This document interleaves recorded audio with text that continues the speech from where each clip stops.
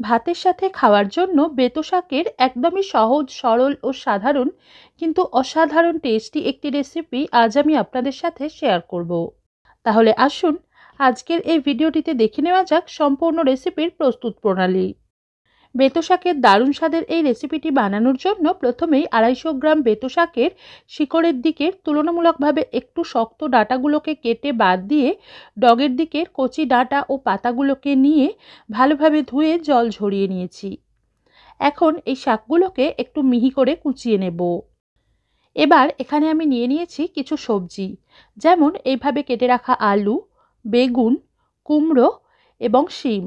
তবে এই রেসিপিতে কুমড়ো দেওয়াটা পুরোই অপশনাল, কুমড়ো ছাড়াও একই পদ্ধতি অনুসরণ করে এই রেসিপি বানাতে পারবেন।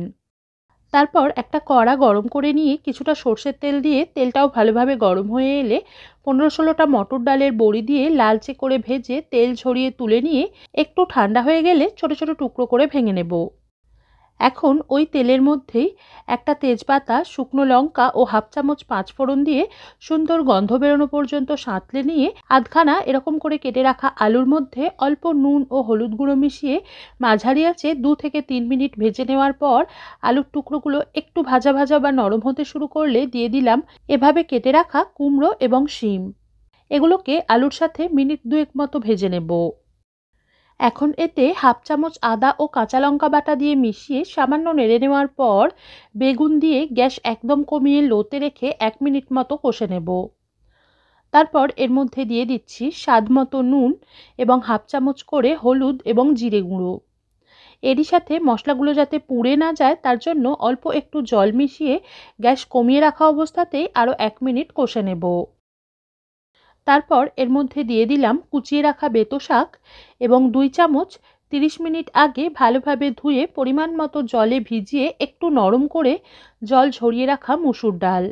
সব উপকরণ মিশিয়ে কয়েক সেকেন্ড নাড়ার পরই শাক থেকে এরকম জল বেরোতে শুরু করলে এটাকে ঢাকনা দিয়ে গ্যাস কমিয়ে লোতে রেখেই যতক্ষণ না শাক, সবজি ও ডাল 80% সিদ্ধ হয়ে আসছে ততক্ষণ পর্যন্ত ফুটতে দেব।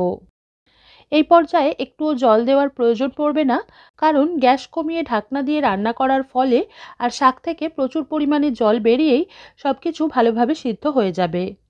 তবুও মাঝে ঢাকনাটা খুলে নাড়ার সময় যদি দেখেন যে শাক থেকে বেরোনো জলটা একেবারেই শুকিয়ে গেছে অথচ সবজি, ডাল ও শাক পুরোপুরি সিদ্ধ হয়নি, তাহলে অল্প একটু গরম জল মিশিয়ে রান্নাটা করতে হবে। প্রায় 8 মিনিট লো ফ্লেমে রান্না করার পর ঢাকনাটা খুলে একবার নেড়ে দিয়ে দেখে নিলাম শাক, ডাল ও সবজি প্রায় 80% সিদ্ধ হয়ে গেছে।